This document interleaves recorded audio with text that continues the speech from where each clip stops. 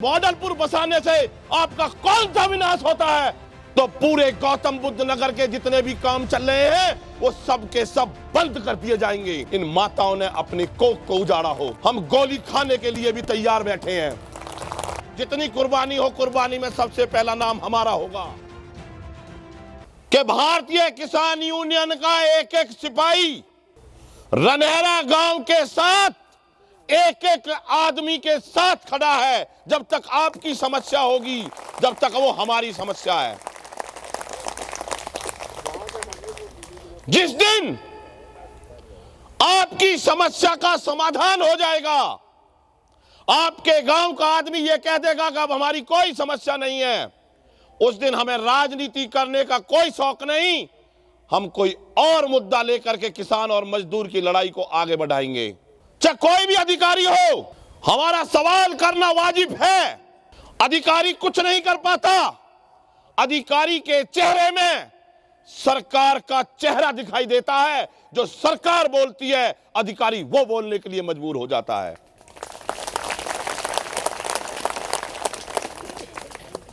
इस गौतम बुद्ध नगर का ये सौभाग्य समझ लो या दुर्भाग्य समझ लो, कभी भी बिगर कुर्बानी के यहां पर लड़ाई को विजय हासिल नहीं हुई है। हम पिछले 5 साल से कुर्बानी को उकाते हुए आ रहे हैं। माननीय मुख्यमंत्री जी कहते हैं कि हम किसानों की सरकार हैं, हम किसानों की बात सुनेंगे, किसानों की समस्याओं का समाधान करेंगे। जो अब कुछ दिन से चल रहा है, उससे हमें यह लगता है कि चाहे ग्रेटर नोएडा वेस्ट बसा हो, घोड़ी बछेड़ा कांड हुआ हो, चाहे भले टप्पल का जिकरपुर बसा हो, जिकरपुर कांड हुआ हो, चाहे भूमि अधिग्रहण चेंज करने के लिए भट्टा पारसौल में इन माताओं ने अपनी कोख को उजाड़ा हो, हमने हर सरकार से लोहा लिया है, अपने भाइयों की कुर्बानियां दी हैं। अगर आपने भी ये मन बना लिया है कि कुर्बानी देने के बाद ही हमको कुछ मिलेगा, तो आप लिस्ट जारी करिए। जितनी कुर्बानी हो, कुर्बानी में सबसे पहला नाम हमारा होगा। लेकिन यह बिल्कुल बर्दाश्त नहीं होगा कि हमारे किसान के साथ, मजदूर के साथ अगर बदतमीजी होगी तो पूरे गौतम बुद्ध नगर के जितने भी काम चल रहे हैं वो सब के सब बंद कर दिए जाएंगे। आप हमको मजबूर मत करो कि हम एयरपोर्ट जैसे काम को भी बंद करें, या आपको मजबूर करेगा हम पर गोली चलाओ, क्योंकि गाली खाने के बाद हम गोली खाने के लिए भी तैयार बैठे हैं। नियत्ते हैं हम, लेकिन किसी भी तरीका से कमजोर नहीं हैं। हम 750 शहादत दे करके देश के किसान और मजदूर की लड़ाई लड़ करके 3 काले कानून वापस करा सकते हैं, एक नया कानून बनवा सकते हैं, तो उस कानून को लागू भी कराना जानते हैं। हमारे गांव विस्थापित होने के लिए तैयार बैठे हैं, लेकिन आप विस्थापना के नाम पर भी खेल कर रहे हो। हमने कह दिया हमारा गांव अगर रनहरा उठने से देश का विकास होता है तो उठा दीजिए, लेकिन मॉडलपुर बसाने से आपका कौन सा विनाश होता है? आप ये बता दीजिए हमको।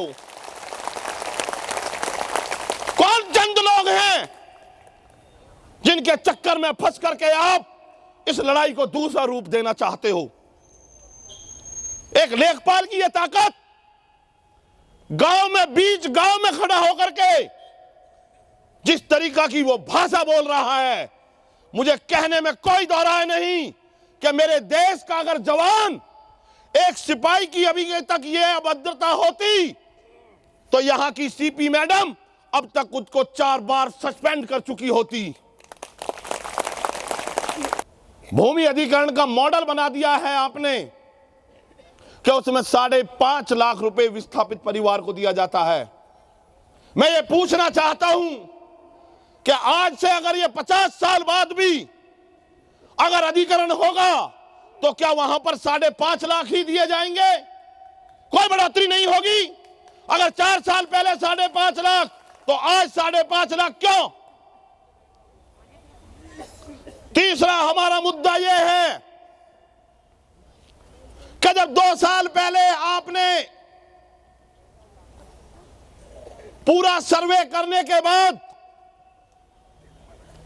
गांवों में प्रधानी के चुनाव कराए, गांव बनाए, तो 2 साल में ऐसी कौन सी चमक और फोक्स लाइट लगा करके आपने गांव को शहर बना दिया कि जो 12 गांवों को आपने फिर से शहरीकरण का नाम दे दिया। उसमें सिर्फ एक अंतर है कि आप 4 गुने मुआवजे को 2 गुना देना चाहते हो, 2 गुना से हमको वंचित रखना चाहते हो। ये आपकी प्लानिंग है। अंतर क्या है विकास का उसमें कि 4 आदमी जाएंगे और नाली से गारे को निकाल करके बाहर डाल देंगे, हो गया शहरीकरण। कोई अंतर बता दो उन गांवों में। मतलब एक नियम बना दिया है आपने। पुलिस की धारा होती है 144, अपने घर बैठकर लगाते हैं ये धारा लगी थी 144। अब 4 आदमी इकट्ठे नहीं हो सकते। ये कहीं से प्रस्ताव नहीं लेते इस बात का। ऐसा ही तुम्हारा हो गया। तुम्हें भी कहीं की प्रस्ताव की जरूरत नहीं है कि ये काम शहरीकरण हो गया जी, खत्म, 2 गुना। जिसे 60 लाख रुपए मीटर का मुआवजा मिलता, 60 लाख रुपए बीघे का मुआवजा मिलता, उसका 2 गुना कोट करके 30 लाख पर ला करके खड़ा कर दिया। कितनी महंगी और एक दिन की इनकम है इनकी, कितनी प्लानिंग है इनकी। आप सो रहे हो, सोते रहो। हमारी डिमांड है एडीएम साहब कि पूरा देश और देश के प्रधानमंत्री और मुख्यमंत्री जी ये कहते हैं कि बेटी पढ़ाओ और बेटी बचाओ, समान अधिकार बेटियों का है, तो फिर लड़का लड़की के नाम पर विस्थापित गांवों में भेद क्यों किया जा रहा है। हमारी मांग है एडीएम साहब कि जब लड़का 18 साल का बालिग हो गया और आपने परिवार का सदस्य मान लिया, तो उसको 100 मीटर का लाभ अलग से क्यों नहीं दिया जा रहा। हमारी मांग है कि जो पट्टे आपसे 50 साल पहले आपने कर दिए, जिनसे हमारे घर की जीविका चलती है, उसमें आज आप ये क्लियर करें कि आपने उन पट्टों को सौर का पट्टा करने के हिसाब से मुआवजा रोका है या पट्टों के हिसाब से मुआवजा रोका है। सौर में भी 2 कारण बना दिए, दादलाई सौर को मुआवजा और पट्टों को मुआवजा नहीं। तो मतलब यह हुआ कि रुकावट सौर पे नहीं है, पट्टों पर है। अगर सौर पे रुकावट है तो दादलाई पे भी रुकावट है।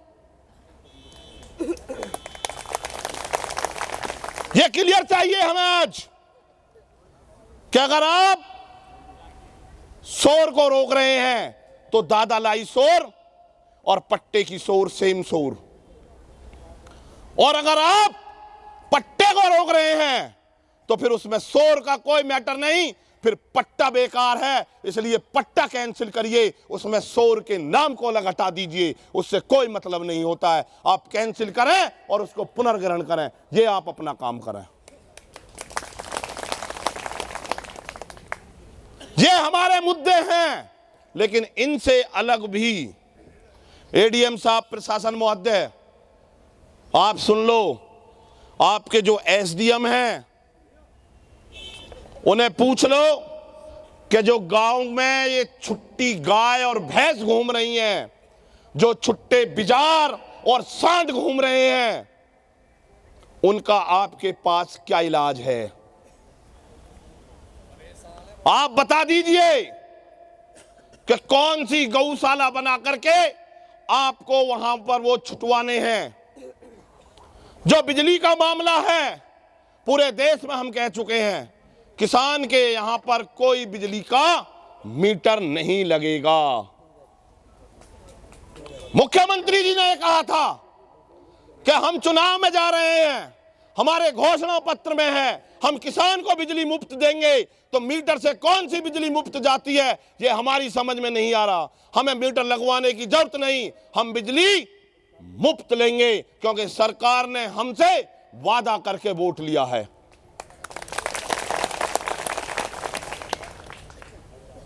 ये हमारे मुद्दे हैं। इन मुद्दों पर आप बातचीत करने के लिए अगर आए हो तो हमको बता दें, क्योंकि समय हमारे पास भी कम है। और इन मुद्दों पर बातचीत करने के लिए नहीं आए और आप पर यह बातचीत नहीं हो पाती हो तो आप ससम्मान वापस जा सकते हैं। हमें जो करना होगा वो पंचायत निर्णय लेगी, हम उस निर्णय की तरफ जाएंगे।